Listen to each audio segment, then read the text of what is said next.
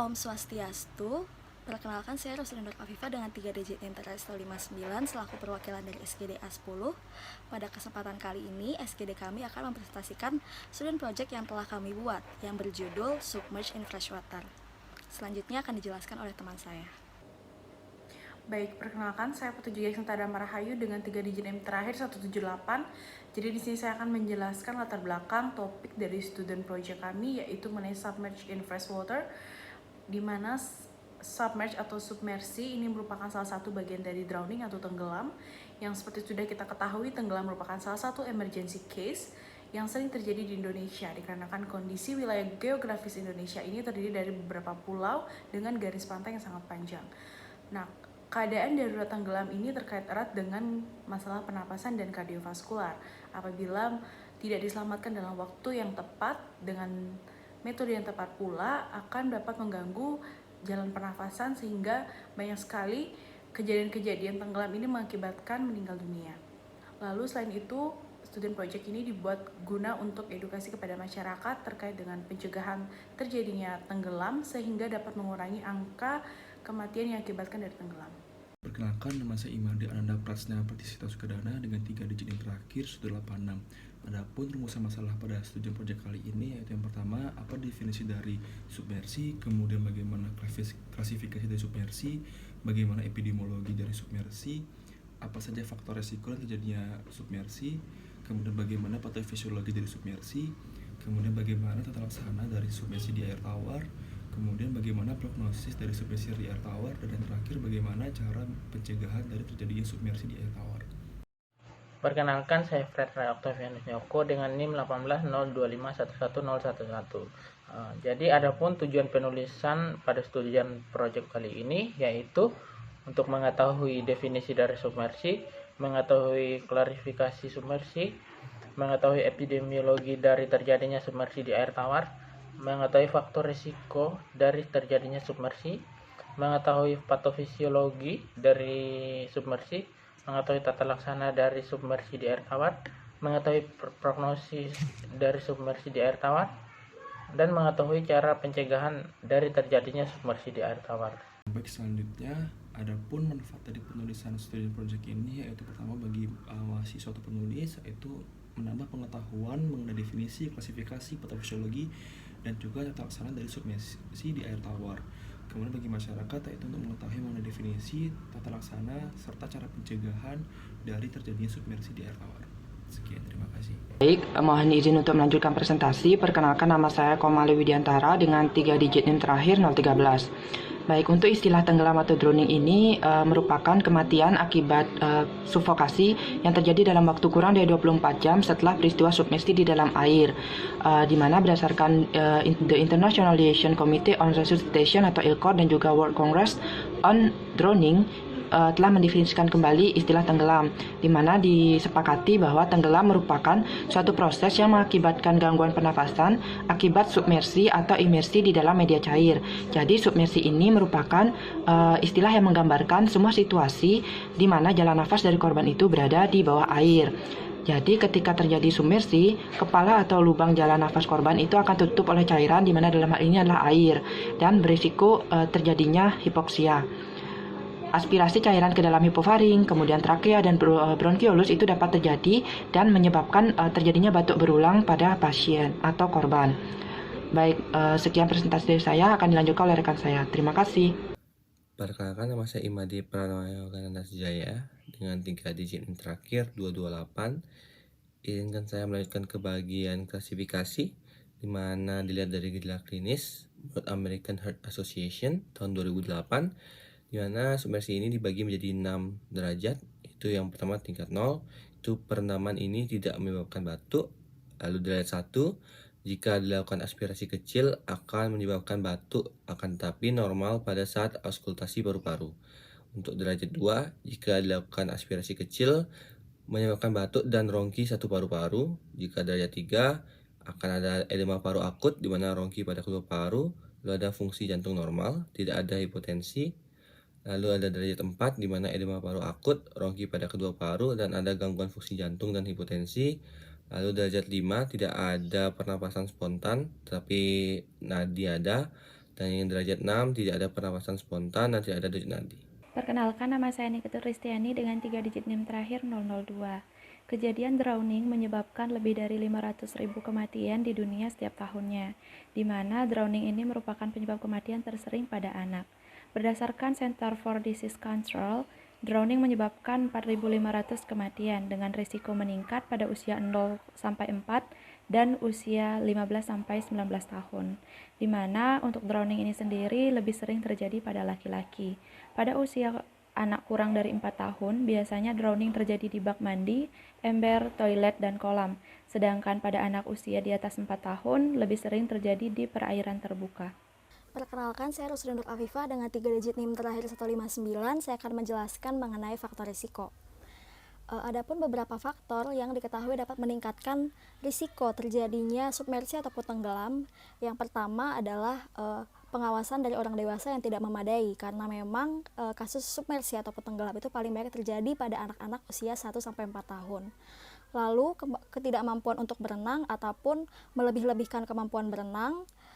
Setelah itu ada juga penggunaan alkohol ataupun obat-obatan terlarang, perilaku mengambil resiko, dan juga adanya gangguan perkembangan ataupun gangguan perilaku serta gangguan kejang pada anak-anak. Selanjutnya akan dijelaskan oleh teman saya. Om Swastiastu, perkenalkan nama saya Jonathan Saloni dengan 3 digit terakhir 059. Sini saya akan menjelaskan patofisiologinya. Korban pada submersi seringkali menghadapi masalah hipoksia akibat aspirasi atau refleks laringospasm yang terjadi ketika air berkontak dengan saluran pernafasan bagian bawah. Kemudian dari aspirasi ini timbullah masalah jaringan dan organ seperti yang dijelaskan di PPT.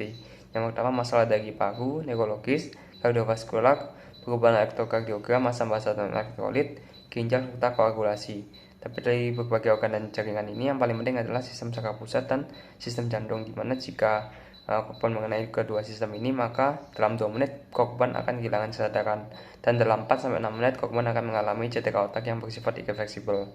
Dan pada korban submersi pada air tawar ini lebih cepat menyebabkan kematian karena air tawar ini bersifat lebih hipotonis dibandingkan dengan darah, yang menyebabkan aspirasi air tawar akan cepat diabsorpsi dari alveoli sehingga menarik cairan dari alveoli ke kapiler paru yang menyebabkan hipovolemi intravaskular, dilusi elektrolit serum, serta terjadi hemodilusi yang hebat. Dan dari ketiga hal ini dapat menyebabkan masalah jantung dan langsung menyebabkan kematian. Sekian patofisiologinya, terima kasih. Baik, perkenalkan nama saya Nikom Astri Regita Iswari dengan 3 digit NIM terakhir 023. Jadi di sini saya akan melanjutkan presentasi mengenai penata laksanaan dari submerged in freshwater, bagian dari pre-hospital care. Jadi penata laksanaan pre-hospital care ini sendiri dibagi menjadi 3, yaitu yang pertama penyelamatan resusitasi in water. Pada saat ini yang perlu dilakukan adalah mengidentifikasi korban tenggelam. Identifikasi apakah korban itu tenggelam berada di bawah air atau masih dapat terlihat dari atas air. Kemudian perhatikan juga kondisi lingkungan yang meliputi suhu air serta kedalaman air serta keamanan korban serta penyelamat yang akan melakukan penyelamatan. Kemudian yang kedua, inisial resusitasi di daratan. Pada saat ini, posisikan pasien dengan benar secara paralel, kemudian panggil bantuan dan perhatikan airway, breathing, circulation, disability, dan exposure dari pasien. Lakukan CPR, dan apabila tersedia, dukungan ventilasi juga dapat diberikan kepada pasien. Kemudian yang ketiga adalah advance pre-hospital care.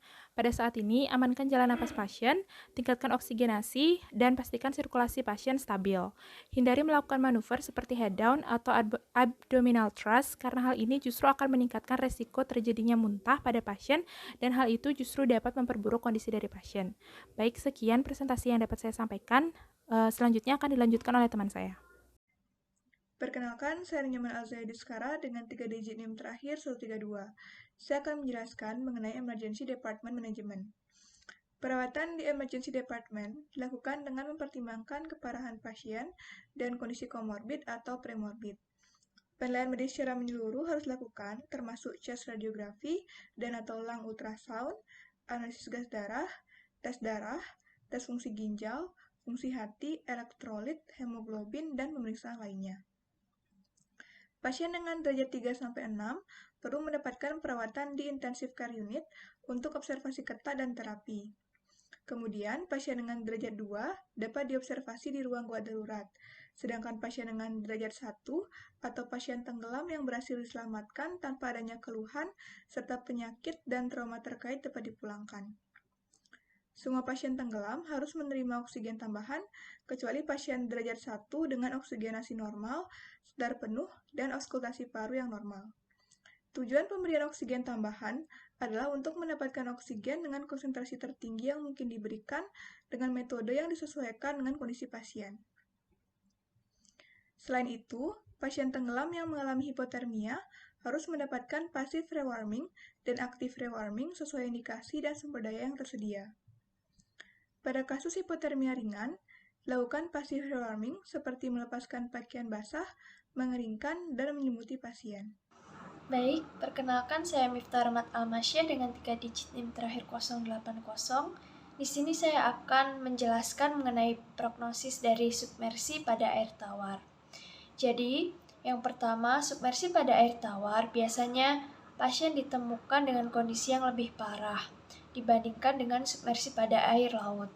Kemudian, biasanya pasien mengalami serangan jantung awal dan juga mendapatkan penanganan CPR yang lebih lama dibandingkan dengan pasien dengan submersi pada air laut. Dan juga biasanya pasien mengalami penurunan kesadaran yang lebih dalam.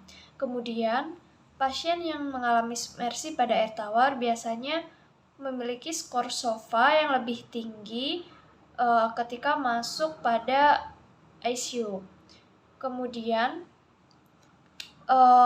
pasien yang mengalami submersi pada air tawar biasanya mengalami pneumonia yang lebih sulit untuk diobati karena tingginya kadar mikroorganisme yang telah resisten terhadap obat pneumonia pada pasien yang mengalami submersi pada air tawar dibandingkan pasien yang mengalami submersi pada air laut. Perkenalkan, saya Ana Agus Istria Nompraba Artasari dengan 3 NIM digit terakhir 213.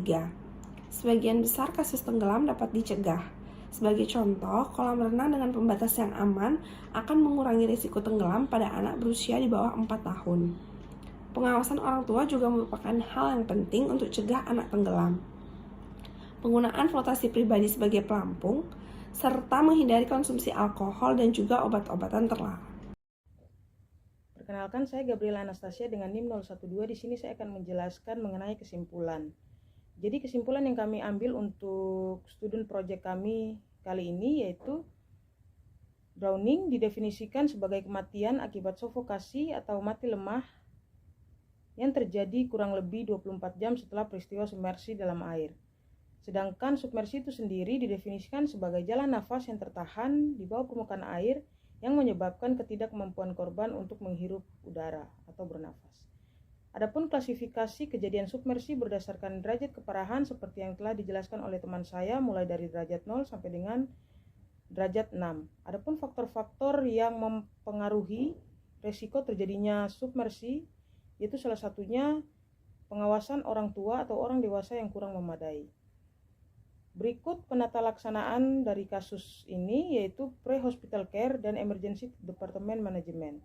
Untuk prognosisnya yaitu pasien yang mengalami submerge di air tawar lebih parah dibandingkan dengan pasien yang mengalami submerge di air laut. Adapun pencegahan pada kasus ini yaitu kolam renang dengan pembatas yang aman akan mengurangi resiko tenggelam pada anak berusia di bawah 4 tahun. Pentingnya pengawasan orang tua merupakan hal yang utama untuk cegah anak tenggelam pada kolam, kemudian menghindari konsumsi alkohol dan obat-obatan terlarang saat berenang. Sekian presentasi dari kelompok kami. Jika ada kesalahan, kami mohon maaf. Terima kasih.